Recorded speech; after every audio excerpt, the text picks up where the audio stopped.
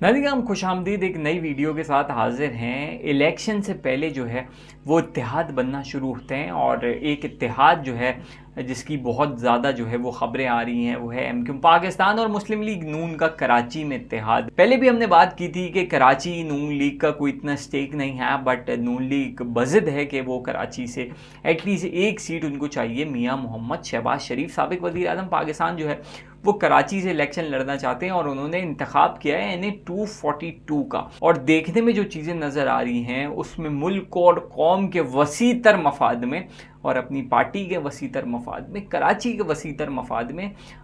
मुस्तफ़ा कमाल जो हैं एमक्यूम के सीनियर डिप्टी कन्वीनियर, जो कि 3 साल से जो है वो NA 242 में जो है वो बहुत मेहनत कर रहे हैं और हर जनाजा, हर जुम्मा और कोई मदरसा, कोई मस्जिद, कोई छोटा, कोई बड़ा, कोई मकबूल, कोई गैर मकबूल, हर किसी से जो है वो मिलते हैं। और बहुत पहले से, जब से इलेक्शन का नाम व निशान भी नहीं था कि इलेक्शन होंगे या नहीं होंगे, लेकिन उन्होंने जो है वो अपनी तैयारी शुरू कर दी थी। उन्होंने अपनी तैयारी शुरू कर दी थी एमक्यूम में आने से भी पहले, कि जब वो PSP के सरबराह थे तब से ही उन्होंने जो है वो अपनी तैयारी शुरू कर दी थी और बहुत ही क्लियर विजन के साथ कि मुझे इस कॉन्स्टिट्यूंसी से जो है वो इलेक्शन लड़ना है, उन्होंने तैयारी शुरू कर दी थी। अब बहुत ही मुश्किल फ़ैसला होगा उनके लिए कि वो सीट से दस्तबरदार हों मियाँ मोहम्मद शहबाज शरीफ के लिए, लेकिन होना भी पड़ेगा क्योंकि इलेक्शन में आपको बहुत ज़्यादा हिमायत जो है वो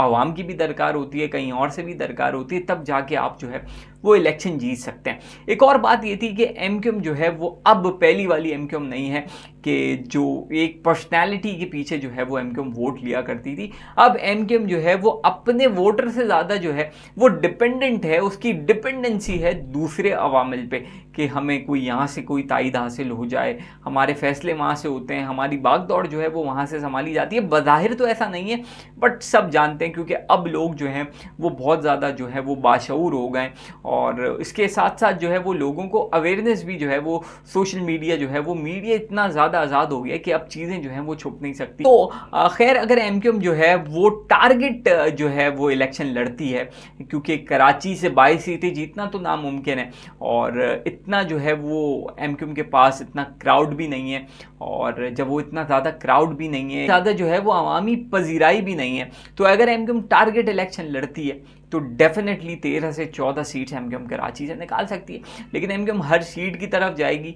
तो बहुत मुश्किल हो जाएगा, क्योंकि वो पहले वाली बात अब नहीं है। तो अब बड़ा टारगेट फोकस होकर इलेक्शन लड़ना होगा एमक्यूम को, और एमक्यूम के लिए डू और डाई सिचुएशन है। और ये मौका भी है मुशर्रफ साहब के बाद, अगर एमक्यूम को ये मौका मिलता है कि इस बार एमक्यूम को कोई ऐसा मैंडेट मिले कि एमक्यूम सिंध में या वफाक में आती है, और जो कि नज़र आ रहा है कि जैसे एमक्यूम कराची से फेवरेट है, नून लीग जो है वो पंजाब से फेवरेट है, और ये जितने लोग जो हैं मिल बांट के अगर हुकूमत बनाते हैं और उसके बाद एमक्यूम डिलीवर करती है तो ये बहुत ही एमक्यूम के लिए डिफाइनिंग मोमेंट होगा। और अगर उसके बाद भी एमक्यूम डिलीवर नहीं करती तो अभी जो ग्राउंड बन गया है ना,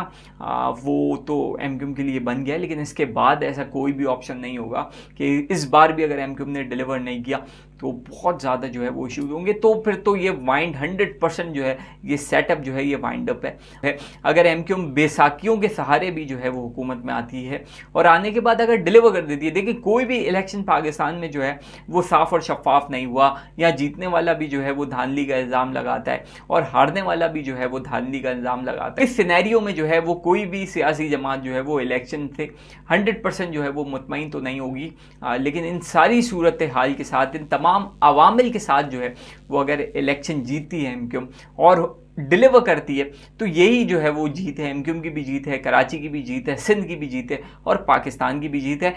तो आखिर में NA 242 से अगले चंद दिन में जो है ये ख़बर मुतवक्के है कि बड़े ही दुखी दिल के साथ सैयद मुस्तफ़ा कमाल जो हैं